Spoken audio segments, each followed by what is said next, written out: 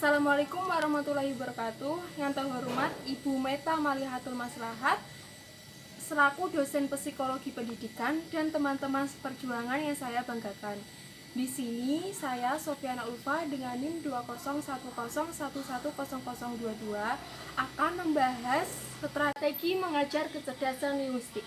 Kecerdasan merupakan salah satu anugerah dari Tuhan kepada manusia dan menjadikannya sebagai salah satu kelebihan manusia dibandingkan dengan makhluk lainnya. Dengan kecerdasannya, manusia dapat terus-menerus mempertahankan dan meningkatkan kualitas hidupnya yang semakin kompleks melalui proses berpikir dan belajar secara terus-menerus. Dan setiap manusia memiliki kecerdasan yang berbeda-beda. Kecerdasan atau inteligensial dapat diartikan sebagai keseluruhan kemampuan individu untuk memperoleh pengetahuan, menguasai, serta mempraktikkannya dalam suatu masalah. Teori multiple intelligence atau kecerdasan jamak adalah teori yang ditemukan dan dikembangkan oleh Howard Gardner. Ia mulai menuliskan gagasannya tentang intelijensi ganda dalam bukunya Promise of Mind pada tahun 1983. Gardner mendefinisikan inteligensi sebagai kemampuan untuk memecahkan persoalan dan menghasilkan produk dalam suatu setting yang bermacam-macam dan dalam situasi yang nyata. Kemampuan itu dasarnya adalah unsur biologis, yaitu karena otak seseorang bukan sesuatu yang terjadi karena latihan atau training. Kecerdasan linguistik merupakan kemampuan seseorang dalam mengolah serta menggunakan kata dengan sangat baik, secara lisan maupun tulisan. Penguasaan kata yang matang, suara dan ritme yang sangat jelas dan tenang, serta intonasi yang diucapkan dengan baik merupakan bentuk dari kecerdasan. Dan kecerdasan linguistik adalah kemampuan menggunakan kata-kata secara efektif, baik memengaruhi maupun memanipulasi. Dalam kehidupan sehari-hari, kecerdasan linguistik bermanfaat untuk berbicara, mendengarkan, membaca, dan menulis. Dalam kecerdasan linguistik, seseorang individu bisa memiliki kemampuan untuk berpikir secara abstrak, namun juga berpikir secara terstruktur, menangkap adanya hubungan-hubungan atau makna, serta kemampuan untuk mudah beradaptasi dan menyesuaikan diri dengan lingkungan baru. Para ahli mengartikan kecerdasan linguistik sebagai berikut. Yang pertama, menurut Imami, kecerdasan linguistik adalah salah satu kecerdasan jamak. Kecerdasan ini dikenal dengan kemampuan seseorang untuk menggunakan bahasa, baik lisan maupun tulisan, dengan baik dan benar. Mereka cenderung mempunyai keterampilan reseptif auditori dan produktif verbal yang sangat baik. Kecerdasan linguistik sering disebut juga kecerdasan dalam bahasa. Yang kedua, menurut Bustami, kecerdasan ini secara umum dipahami pada dua tingkat, yakni kecerdasan sebagai suatu kemampuan yang digunakan untuk memahami informasi dalam membentuk pengetahuan dan kesadaran, dan kecerdasan sebagai kemampuan untuk memproses informasi sehingga masalah yang dihadapi mampu dipecahkan serta menambah pengetahuan.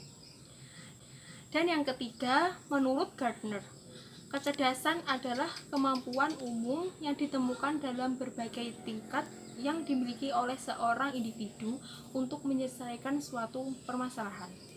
Berikut ini beberapa strategi mengajar yang melibatkan kecerdasan linguistik. Yang pertama yaitu ceramah. Definisi ceramah ialah menurut Kamus Besar Bahasa Indonesia mendefinisikan ceramah sebagai pidato yang membahas suatu masalah, suka bercakap-cakap, tidak pendiam, ramah tamah, cerewet, banyak cakap, sementara pembicaraan ceramah disebut juga penceramah. Selanjutnya, B. Strategi ceramah. Metode mengajar yang paling tua usianya dan sering digunakan adalah metode ceramah. Banyak guru yang memahami ceramah seperti yang diungkapkan Winarno Surahmat dan Muhyiddin Syah.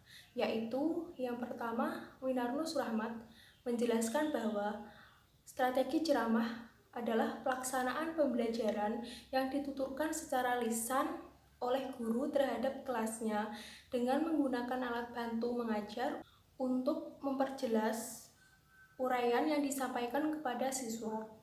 Dan yang kedua, Muhyiddin Syah, yaitu mengajar dengan menyampaikan informasi dan pengetahuan secara lisan kepada sejumlah siswa yang ada umumnya siswa dan mengikuti secara pasif. Nah, strategi ceramah dalam kegiatan belajar mengajar menitik beratkan pada kemampuan siswa dalam menguraikan, menyampaikan, menuturkan baik secara lisan maupun tertulis terhadap suatu materi yang dipelajari. Dan strategi mengajar yang kedua ialah diskusi. Definisi diskusi menurut Kamus Besar Bahasa Indonesia adalah diskusi sebagai perundingan, bertukar pikiran, dan pembahasan suatu masalah. Diskusi merupakan sebuah interaksi komunikasi antara dua orang atau lebih. Yang B, strategi tanya-jawab. Dalam proses belajar mengajar, tanya-jawab adalah suatu cara penyampaian materi pembelajaran oleh guru dengan jalan mengajukan pertanyaan dan siswa menjawab atau sebaliknya. Siswa bertanya mengenai suatu materi kepada guru dan guru menjawab dengan penjelasan utuh mengenai materi yang ditanyakan. Aktivitas tanya-jawab di awal pembelajaran dimaksudkan untuk mengingat pelajaran yang lalu agar siswa fokus pada pelajaran berikutnya. Istilah lain dari metodologi tanya-jawab di awal pembelajaran dikategorikan pertanyaan baru bagi siswa, di mana siswa dapat menjawab dengan alternatif kemungkinan. Dan strategi mengajar yang ketiga ialah tanya-jawab. Definisi tanya-jawab menurut Kamus Besar Bahasa Indonesia ialah mendefinisikan tanya-jawab sebagai bertanya-jawab. Dan selanjutnya, strategi diskusi. Strategi diskusi menekankan aktivitas belajar melalui interaksi komunikasi antara siswa dan siswa yang lain dalam membahas suatu tema atau topik, sehingga diperoleh kesimpulan di dalam pelaksanaan strategi diskusi. Terdapat beberapa metode yang menyertai pelaksanaan diskusi, seperti metode penjelasan atau ceramah, metode pendapat, dan metode tanya-jawab. Sekian yang dapat saya sampaikan, kurang lebihnya mohon maaf. Wassalamualaikum warahmatullahi wabarakatuh.